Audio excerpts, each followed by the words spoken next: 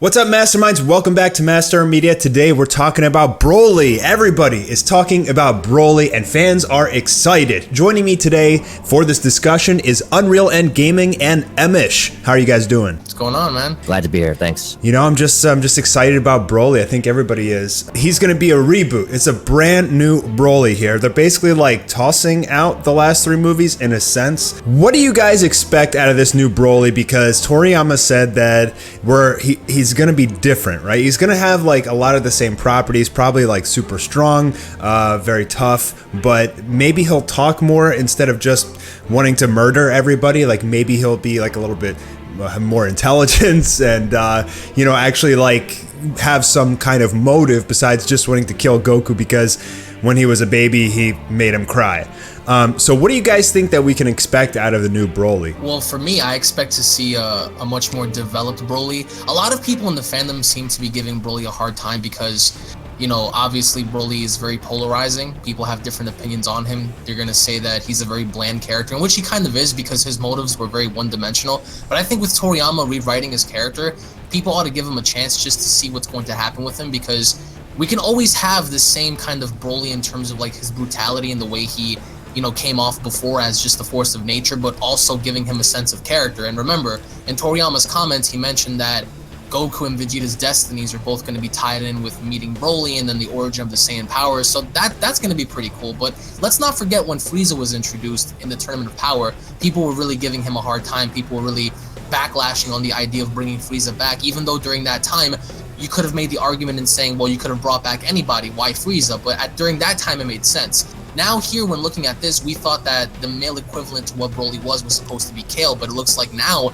it's completely different. So it also makes sense, I think, when looking back when Goku first fought Kale, when Kale transformed and Vegeta had quoted in telling Goku, listen, be careful because that's what might, you know, be the original form of what a Super Saiyan is. And I would really love to see that be touched up on in this film. But I think that with the right direction and I think that with the right development, they have the potential to really write a good story. And I really wouldn't knock BROLY off too far out unless like we get more footage of what he does and how he's going to be portrayed. It's easy to just dismiss him without seeing anything firsthand, but I think that once we see something, then we can make a judgment. But I think that this film is really going to be, you know, good in terms of like its story aspect, because if BROLY's supposed to be someone that's going to connect the origin of the Saiyan powers, then I really have faith in what they're going to do. Hopefully. Could they mess this up? Absolutely. All right, so based on Akira Toriyama's comments regarding the movie, he basically says or insinuates that he kind of forgot or didn't realize that BROLY was as popular as he was, especially out here in the Western States, stuff like that. So if he understands that, then I would imagine that, okay, he would look back at the three BROLY... I'm only going to say two BROLY movies because BROLY was complete garbage. So we look at the first two movies, right? And we say, okay, well, what made BROLY so popular? All right, well, he was a Saiyan. He didn't really have much backstory in terms of like why he was angry at everything, whatever. And he was just out of control. He wasn't really in total control of his power. And every time he powered up, he just went on a rampage, started killing everybody. Fine, no problem. But he kind of... I would say that he kind of gave the idea or kind of gave the image of what a Saiyan should have been. We got Goku, we got Vegeta. We never really saw what they can do in terms of how ballistic they could actually be. So I think BROLY was a good depiction of that in the original movies. Then when we got news that, okay, well, Akira Toriyama says, okay, well, yeah, I'm going to revamp his story. We're going to keep and hold true to some of the characteristics that we know of him. And the only characteristic that we know of him is the fact that he's very fierce in his combat style, right? Smashes your face, you know, suplexes you, everything in between. Alex knows what I'm talking about in terms of suplexes. So when it comes to that, we think, okay, well, in terms of story, where can they go from here? You look at the Saiyan poster, you look at BROLY, he's battle damaged, he has scars on him, so it kind of depicts some kind of backstory, kind of depicts some kind of history in terms of fierce combat. That's a good thing, and maybe we get some information regarding those fierce combats that took place regarding BROLY. Then you see a Saiyan space pod. What does that mean? Are they gonna kind of take little snippets of the first BROLY movie and try to make something with that, or are they gonna give us something completely different in terms of, well, saying maybe a BROLY kind of existed or pre-existed before Goku was even born? You know what I'm saying? Because I think where they take this direction, I think BROLY's birth time may have something to do, or will be a big depiction as to where we can expect the movie to go forward. So overall, I would say that, yeah, we look at the new character design, new animation style, everything in between. I don't think that they would just bring that there just for the sole purpose of thinking that, okay, well, we got a new character design, we got a new art style, now let's give this guy a good character. They're bringing BROLY back in a new way, but and also with a new visual look, with the sole purpose of giving him some kind of backstory that kind of separates him from the rest. So I would say it's pretty exciting, and I would say I'm definitely looking forward to it. Yeah, I'm wondering if, like, you know, it's very possible. We don't really know anything based on the information in terms of like how the actual movie is going to progress, but it literally could be like a remake of movie 8. Paragus is supposed to come back in this movie, and so they like literally they could pull off the same thing. It would kind of explain why Goku is smiling, like why he's excited. Like it could just be King Kai's like, hey, the legendary Super Saiyan is here somewhere, like, you know, destroying galaxies and stuff. That snowy landscape that they're fighting on could be the new planet Vegeta, like from movie 8. It could be like pretty much like a remake of that movie. I don't know, but it also could be something completely different because Toriyama says, you keep the classic image not to disappoint fans, but I updated and added a new side to his character. And it's also supposed to lead the paths of destiny lead to an encounter between Goku, Vegeta, and Broly. So there's something extra there. It's gonna be interesting to see if this is like an entirely brand new story, or if they're kind of like keeping some elements of the old Broly movie story, and then just kind of expanding on it, which will also be pretty interesting. I would love to see Kale fight against Broly. What do you guys think about that? See, going back to December's comments when we first learned about the film, the producers and the people behind the film said that we're going to see the most amount of Saiyans ever. Now, could that involve Goten, Trunks, Gohan, Vegeta, Goku? Sure. I wouldn't see why they would want to exclude Kaba, Kale, and Caulifla because they're also Saiyans, but then again, they're in a different remote part of the universe. So how would you even bring them or just have them involved is the question. I think that with going back to what you said about Paragus, what's interesting about Paragus is the fact that you have to also beg the question, is he going to suffer the same fate he did as he, did against Broly in the other films? Is he going to die? Or is he going to play more of a role in creating an incentive to where there is some sort of a reason why he's there?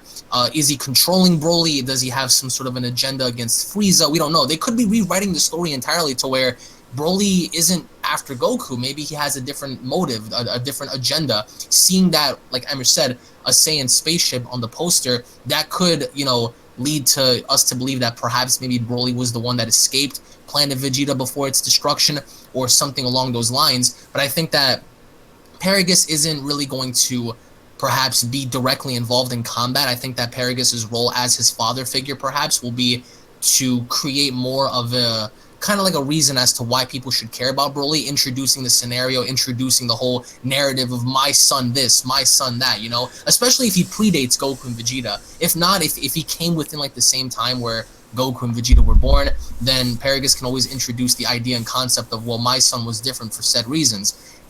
But again, the only thing I really hope for is to see the producers and writers explain how Broly is so strong. As an example, fighting 2 Super Saiyan Blues after the Tournament of Power. Like, let's not forget how strong these guys have gotten, after Battle of Gods, after Resurrection of F, the Black Arc, the Universe 6 arc, the Tournament of Power story. These guys have always consistently and always improved in terms of leveling up and discovering something new. I just really hope that if it's not Paragus, the one that explains Broly's power, then allow them to, dive into kind of like a flashback as to how maybe he's gotten so strong, training, battle, war, because Toriyama confirmed this a few months ago. We're going to have a multi-layered story, so it's not just the present time, it's going to be the past and everything in between. So I really do hope that they really focus on the power aspect, because once you see Broly throw down with Blue Goku and Vegeta, the first thing that you're going to say is how and why, because there's no explanation. Well, Kale was able to do it. Right, but there was barely any explanation as to how, and that was one of the reasons why people kind of like shat on the Tournament of Power arc, was because these two girls were so strong in terms of power, and there was no basis to that. It's like, how? What, the tingly feeling? You can't really base it off that. You have evidence to why Goku and Vegeta have gotten so powerful. They've trained with deities, they've trained with each other, they've battled multiple opponents that really were on that tier, and Kale and Caulifla we didn't really know anything about them. So Broly's someone that we're very familiar with, so I really do hope that they touch upon that. Yeah, I just have a feeling that in his Berserk, like, legendary form, he's going to be able to just smack around Blue Goku and Vegeta, which I think is kind of dumb. But I don't really know, like, what else they could give him. Like, is he going to have God Ki? Probably not. I mean, maybe if, Kale was able to practice for years and years with that form and get full control over it and be a good fighter, her power would just be like astronomical. But who knows? I have a feeling that pretty much like how it's going to happen is Goku's going to use Ultra Instinct at the end, and he's going to be pushed to his limit, turn Ultra Instinct, and he's going to beat Broly, which will probably be like how it ends. But I think you can expect out of Broly something like Jiren. Like I feel like it's just going to be like kind of another Goku versus Jiren, you know, in the Tournament of Power in a sense, but who knows? I'd like to see like Paragus maybe like play more of an integral role, maybe be like much stronger than regular Saiyans whose power levels are just, you know, a few thousand. Who knows about that? Maybe there's also more Saiyans. As you said, they said this is going to be the most Saiyans ever in a movie. Maybe there's more people than just Paragus and Broly. Maybe there's some other Saiyans as well. To touch up on a point that I was just talking about, like we got information that it would be a quote unquote multi-layered story. A large portion of the movie, based on that information, based on this discussion, I would say that a large portion of this movie could be in fact based on the backstory until it eventually leads into the destiny that meets where Broly meets Goku and Vegeta and fights them for the majority of the movie, so on and so forth. So the first, let's say if the movie's 2 hours, the first like 40 minutes can be based on the backstory. We can get everything to do with the Saiyans. So if we're going to see the most Saiyans that we've ever seen before, outside the casual or the normal Z fighters, Goten, Trunks, Gohan, all these other people that would be considered to be amongst the group in terms of like modern Dragon Ball, then yeah, we would say, okay, well, why not show us the backstory? Why would we only make Broly's backstory 5 or 10 minutes? Because that's essentially what the first movie was about, right? And as far as power is concerned, we expect Broly to be powerful. How powerful, we don't know, but definitely we're expecting him to be up to date, if that makes any sense, right? And by up to date, I mean, you know, to be able to fight Super Saiyan Blue Goku and Vegeta post-tournament power. So with that, as far as Kale, to answer your question about Kale, currently she would most likely get decimated, but overall, yeah, it's a good point. Kale does have the ability to get exponentially stronger as well, but overall, I think Broly's going to be no joke. I don't think they would advertise him to be comparative, let alone weaker than Kale. But I would say, yeah, it's plausible. A large portion of this movie could be based on the backstory until we eventually get into the main timeline where Broly meets these guys and it's just flat out action and everything in between. Yeah, the other thing to notice, he has a tail. So, like, maybe even if Blue is too strong for him, if he's able to go ape form, berserk, like legendary ape form, that I could see being a reason to overpower Goku and Vegeta in Blue, potentially. But, I mean, the multiplier should be more, because, like, ape form is 10 times. Like, the difference between, like, Super Saiyan and, like, God form is, I don't know, 100, 200 times, you know what I mean? Or at least it should be. But that could be a way that, you know, he's actually able to smack around Goku and Vegeta, I guess. I just think that personally, people need to kind of look at this from an objective point of view instead of just injecting their bias and saying, well, this is going to suck because Broly's in it. I think that if they tie in the story and everything comes together as to why Saiyan species are able to, you know, progress so much and grow in terms of fighters, I think everything would make sense. And for Broly, in terms of like what we can expect from like the fighting aspect, like Broly's gonna cave their faces in, which is something that I cannot wait to see, because if you go back to movie 1 and even Broly's Second Coming, we can all make the argument in saying, well, the fights were enjoyable, even though the story dialogue was very poor. The fights as a whole, especially in the first movie, was intense. It was good, especially if you go back and remember how they jumped Broly. They jumped him, like legit, 3 Saiyans and a Namekian plus Vegeta. If you want to count 4 Saiyans, they jumped him and it didn't do anything. Was it an ass pull by the end when Goku uppercutted him in the chest and then, you know, Broly just faded away? Yes. And I really don't think they're going to do that. People have already created theories in saying that perhaps maybe there could be a mutual agreement to where they don't kill him off. Maybe he ends up, you know, just fading away or maybe becoming a good guy, whatever. We don't know. But what I really, the worst case scenario for me is if they ended the same way they did with the movies, especially movie 1 where Goku just attacks him with one attack and that's the end of it, you know? Especially if you're building him up to be like this big, formidable, you know, opponent for Goku and Vegeta. So I just really hope that people just accept this in the fact where it's like you give it a chance just to see what, you know, how you feel about it when you watch it. And now that we're getting it, you know, in January as well in North America, this is your chance to go see it in theaters, you know, in January. So it's all up in the air. I just think that, you know, this, in terms of like the fighting aspect, it's going to be phenomenal. They're really putting like their, you know, their all of it, like all their eggs in one basket when it comes to like the fighting aspect and like the brutality. But in terms of like the story aspect, I'm just hoping that they explain things and that everything just makes sense instead of just allowing you to sit there and wonder like, okay, well, that made no sense, you know, just for plot-induced purposes. Yeah, I think Emish hit the nail on the head earlier when he said that they could spend like almost half the movie just talking about backstory.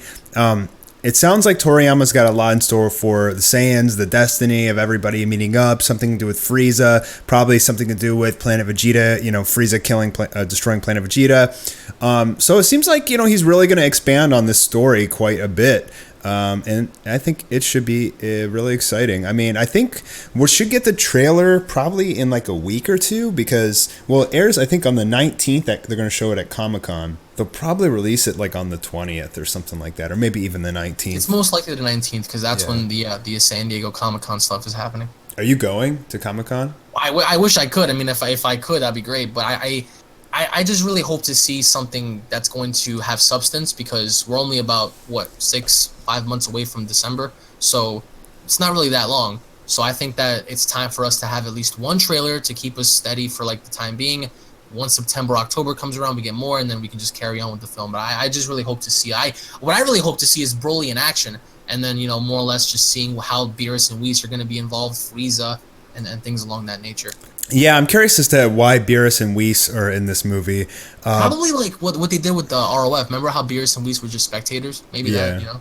They could he's be kind of a part of history. Remember, he did tell Frieza to wipe them out. So they're mascots of Dragon Ball now, essentially. Beerus is on the side all the time, so I feel like they're more like mascots. But people do love them, so we should see them. Yeah, I mean, I think we'll see them. I don't think they're going to be fighting Broly, but yeah, they'll probably pitch in to explain some of the backstory and things like that. But I seriously doubt they're going to be doing anything special. I mean, there's no way Broly's as strong as Beerus. Hopefully not. That'd be ridiculous. Well, here's the last thing I want to wrap up for you guys. Do you guys think that this is going to be another like maybe 2 or 3 part movie series, or it's just going to end in this one shebang? I mean, is there potential for them to have more movies? Absolutely. These are companies. I mean, when you're in a company like this, the MO is money. You want to make money. You're not going to invest in something that has no return. So I completely understand when it comes to the money aspect. You want to make money with this product. And I think this product will make a lot of money. I mean, on day one, the entire fandom exploded. Broly was trending. So yes, they're going to make their money. And when they see that they're going to make money, they're going to take their eggs once again and they're going to put it in another basket. Could that be another series? Maybe. Could that be more movies? Maybe. But it all varies on how they end it. Because if they end it and they close that chapter and they say, you know what, that's the be-all, end-all, whatever finale, and they carry on, then yeah, I mean, they're going to finish up that story, and they're possibly going to work on something else in the future. But could this have an open ending to where, like, they can lead into something more? Absolutely. But I think that everything carries on over with what they're going to do in the end, because if there's potential, which I think there is, then they could easily just continue, especially with what Vegeta said during episode 131, when he told Goku, you know, we Saiyans have no limits. We can just continue to grow. So if that ends up being the case and they evolve even more in this film, then of course the potential can be like they can always evolve even further down the line. I'm just waiting to see the film for myself to really judge, because this could end in one shot and that's it, or they could always continue. And I think the most logical thing to do is to hit the nail on the head while, you know, the iron's hot and just continue down the line. But I think that before we have another series or before something else happens, I think that they might shoot for another film, depending on how this does and what the story's going to be. And then after that, we're going to have to see. But for now, I'm just going to wait to see this one just to see what they do. And even if they don't, Mastar can just make a fan movie and we're good. That's true. I'm working on it right now, by the way. Hey, dude, where's Anime Wars? Yeah, they're still asking. But I've spent actually the whole day and some last night pulling Broly voice clips from the Budokai games and Xenoverse and stuff like that. Is it safe to say now that Akumo is no longer a thing? Because people are just going to... Dude, I can't tell you how many people like revisited the video just to say this is fake. It's not Akumo. It's actually Broly. I'm working on a fan film with the Broly, but I probably shouldn't go too hard until we see the trailer. All right, I think that's all we got. I think everybody's really, really excited for this. There is huge potential for more movies if that's how they decided they want to go. The thing is, they picked Broly because it's a safe bet. You know, if they're going to discontinue the anime to do a movie, which is very risky, that's why they picked Broly, because it gives them like a much greater chance of it succeeding, and you know they get a high return on their investment rather than failing and bye Dragon Ball. So I think it could be a possibility for they to leave it open-ended at the end, but who knows? I wouldn't mind seeing Broly actually win, and then there's like a second movie where they have to come back and try and beat him. Question is, how in the heck is just a legendary Super Saiyan form gonna beat as Goku and Vegeta? I really want to see Goku get Ultra Instinct, but they're gonna have to have some explanation as to why Broly's so strong. I mean, that's the main thing. I think it'll irritate fans if his Berserk form is just as strong or stronger than Blue, like it's a joke. But we'll have to see. So I think this wraps up this video. Guys, do you want to add anything else before we conclude this collab? Just wanted to say thank you for having us. It's a pleasure. If you guys want to see us talk about Dragon Ball more, let us know. And you will be the first to die, Kakarot. Oh, not bad, not bad. All right, Emosh, thanks for coming. Unreal, thanks for coming. Links for their channels are in the description, and we'll be talking to you guys soon. The trailer should be out in about a week. See you then.